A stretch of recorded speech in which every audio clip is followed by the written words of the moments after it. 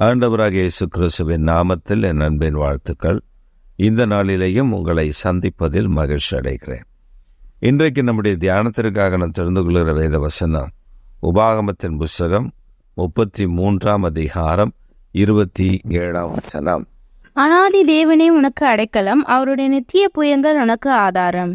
அனாதி தேவனே உனக்கு அடைக்கலம், அவருடைய நித்திய புயங்கள் உனக்கு ஆதாரம். அவர் உனக்கு ஆதாரமாய் இருக்கிறபடினால் உன் சத்துருக்களை அழித்து போடு என்று உனக்கு கட்டளையிட்டிருக்கிறார். அனாதி தேவன்.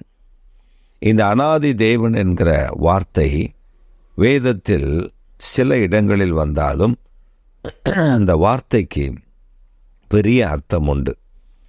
இன்ஃபினிட்டி ஆஃப் டேஸ் என்று ஆங்கிலத்தில் சொல்லுவார்கள்.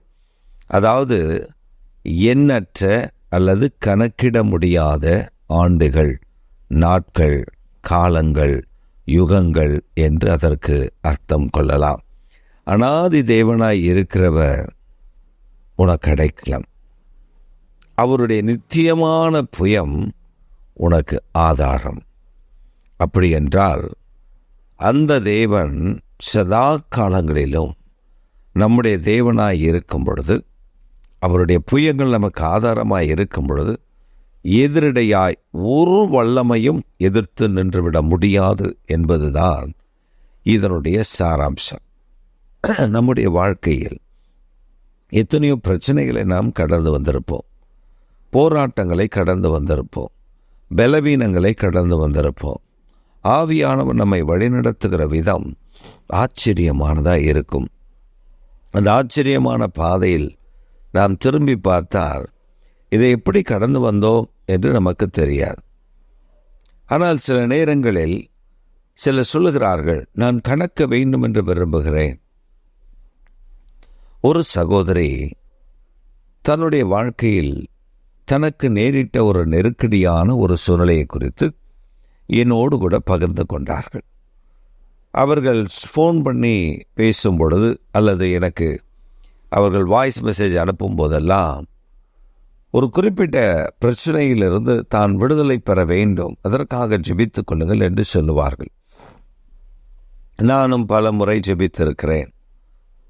ஆனால் ஆண்டவர் அவர்களுக்கு அழகாக வழிநடத்தி வருகிறதை நான் பார்த்திருக்கிறேன். அதே சமயத்தில் எந்த பிரச்சனையிலிருந்து அவர்கள் விடுதலை பெற வேண்டும் என்று விரும்பினார்களோ அந்த பிரச்சனையை தேவனிடத்தில் ஒப்பு கொடுக்காமல் தன் சுய பலத்தினால் அதிலிருந்து ஒரு விடுதலை பெற்றுவிட வேண்டும் என்று விரும்பினார்கள். அதில் அவர்கள் முடியாமல் தோல்வி அடைந்தார். ஆனால் தேவனாகிய கர்த்தர் ஒருவர் இருக்கிறார் என்று அவர்கள் அறிய முடியாதபடி அவருடைய கண்கள் குருடாகி இருக்கிறது. ஜெபிக்கிறார்கள், வேதம் வாசிக்கிறார்கள், கர்த்தரை ஆராதிக்கிறார்கள். ஆனால் தேவன்தான் இந்த பிரச்சனையிலிருந்து என்னை விடுவிக்க முடியும், இந்த வியாதியிலிருந்து எனக்கு ஒரு அற்புதம் செய்ய முடியும் என்று அவர்களால் அறிந்து கொள்ள முடியவில்லை. காரணம், அந்த குறிப்பிட்ட காரியத்தில் சிக்கியிருக்கிற அவர்கள் அந்த காரியத்தில் தன்னை இணைத்து கொண்டபடினார். ஆனால் வேதம் சொல்லுகிறது, அனாதி தேவன் உனக்கு அடைக்கலம், அவருடைய நித்திய புயங்கள் உனக்கு ஆதாரம். ஒரு பாவத்தில் இருக்கிற மனிதன் அந்த பாவத்திலிருந்து தான் விடுதலை பெற வேண்டும் என்று எத்தனையோ யுக்திகளை, எத்தனையோ தந்திரங்களை, எத்தனையோ வழிமுறைகளை கையாண்டாலும் அதிலிருந்து அவனுக்கு விடுதலை கிடைக்காது. காரணம், அவன் அந்த பாவத்தில் தன்னை விடுவித்து கொள்ள வேண்டும் என்று விரும்பினாலும் உள்ளுக்குள் இருக்கிற ஒரு காரியம் அவனை அந்த பாவத்தில் நிலைநிறுத்தி வைக்கும். அதனால தான் நம்முடைய முதியோர்கள், மூத்தோர்கள் ஒரு பழமொழி வைத்திருக்கிறார்கள், பழைய குருடி கதவை திரடி அப்படின்னு. அது என்னன்னா, தான் செய்த பாவத்தை அவர்கள் விட்டுவிட வேண்டும் என்று நினைக்கிறார்கள். ஆனால் அதிலிருந்து அவர்களால் மீறிவிட முடியாது. ஒரு வாலிபனை நான் சந்தித்த பொழுது அந்த வாலிபன் சொன்னார், ஒரு குறிப்பிட்ட பாவத்தில் நான் இருக்கிறேன், அந்த பாவம் செய்யாதபடி, அந்த பாவத்தில் நான் அடிமையாய் இராதபடி நான் ஜெபிக்கிறேன், நான் விரும்புகிறேன். ஆனால் எனக்கு அதிலிருந்து ஒரு விடுதலை இல்லை.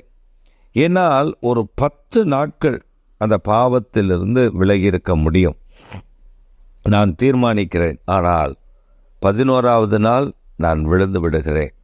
எனக்கு அதிலிருந்து ஒரு விடுதலை இல்லை என்று சொன்னதை எனக்கு ஞாபகம் இருக்கிறது. ஆனால்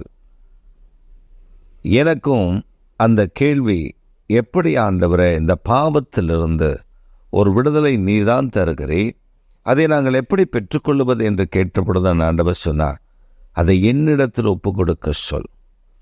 என்னை முன்னிறுத்தி நான் உனக்காக காயப்பட்ட சிலுவையிலே அதை ஒப்பு கொடுத்து விடு. என்னுடைய இரத்தம் உன்னை கழுவ ஆரம்பித்து விட்டால் உன் பாவங்கள் உன்னிலிருந்து விலக்கப்படும். அதற்கு பின்பு நீ அந்த பாவத்தை நினைத்தாலும் அதை உன்னால் செய்துவிட முடியாது. இதுதான் உண்மை. இதுதான் நிச்சயமான சத்தியமான ஒரு காரியம். ஒரு மனிதன் அப்படிதான் சொன்னார். அவர் மிகவும் விலை உயர்ந்த சிகரெட்டுகளை பிடித்து கொண்டிருப்பார். அவர் வேலை செய்கிற வேளையில் அவருக்கு கிடைக்கிற வருமானத்தில் அதிகப்படியான பணங்களை அவர் அந்த விலை உயர்ந்த சிகரெட்டை பிடிப்பதில் அவர் கவனமாய் இருப்பார். அவர் இயேசு கிறிஸ்துவின் அன்புக்குள் வந்துவிட்டார்.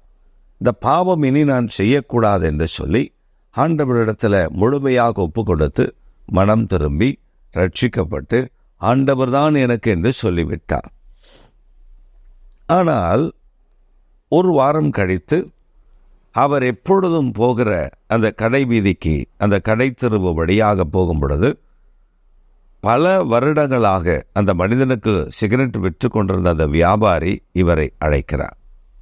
ஒரு வாரமாக உங்களை காணவில்லை, நீங்கள் ஏன் உங்களுக்காக இந்த சரக்கெல்லாம் வாங்கி வைத்திருக்கிறேன், நீங்கள் ஒரு வாரமாக வராதனால் எல்லாம் தேக்கமடைந்து இருக்கிறது அப்படி என்று சொன்ன உடனே இவ அந்த மனிதனை திருப்திப்படுத்துவதற்கு, அந்த மனிதனை அந்த பொருட்களை வாங்கிவிட்டாரே அவர் நஷ்டப்படக்கூடாது என்று திருப்திப்படுத்துவதற்கு ஒரு விலை உயர்ந்த சிகரெட்டை வாங்கி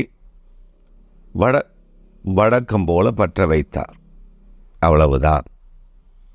மயங்கி விழுந்தார். பற்ற வைத்தது தான் தெரியும். அதற்கு பின்பு அவர் கண் விழித்த பொழுது ஜிப்மர் ஹாஸ்பிட்டலில் அவர் கண் விழித்தார். பெரிய ஹாஸ்பிட்டல். அந்த ஹாஸ்பிட்டலில் அவர் கண் விழித்தார். கண் விழித்த பொழுதும் சுயநினைவு அவருக்கு வந்தது. அப்பொழுது அவருக்கு ஒன்றும் புரியவில்லை, என்ன நடந்தது என்று குழம்பிக் கொண்டிருந்தார். ஒரு மனைவி சொன்னார்கள், இயேசுவை இருதயத்தில் வைத்து கொண்டு நீ இந்த புகைப்பிடித்தால் உன்னால் எப்படி வாழ முடியும்? அவர் கண்ணீர் வடித்தார். நான் செய்தது தவறு. அந்த மனிதனை திருப்திப்படுத்துவதற்காக அதை செய்துவிட்டேன். நீ இயேசுவின் கரத்தில் ஒப்பு கொடுத்தபடினாலே அவர் இனி அந்த பாவத்திற்குள் நீ போவதற்கு உன்னை அனுமதிக்க மாட்டார். அவர் சொன்னார், அந்த பழக்கத்தை நான் விட்டு பல ஆண்டுகளாகிவிட்டது. கடவுள் என்னை கைவிடவில்லை, காப்பாற்றி வழி நடத்தினார். இப்பொழுது நான் வைராக்கியம் உள்ள தேவனுடைய பிள்ளையாய் வாழ்கிறேன் என்று சொன்னார். ஆம் பிரியமானவர்களே, அநாதி தேவன் அடைக்கலம். அவருடைய நித்திய புயங்கள் உங்களுக்கு ஆதாரம்.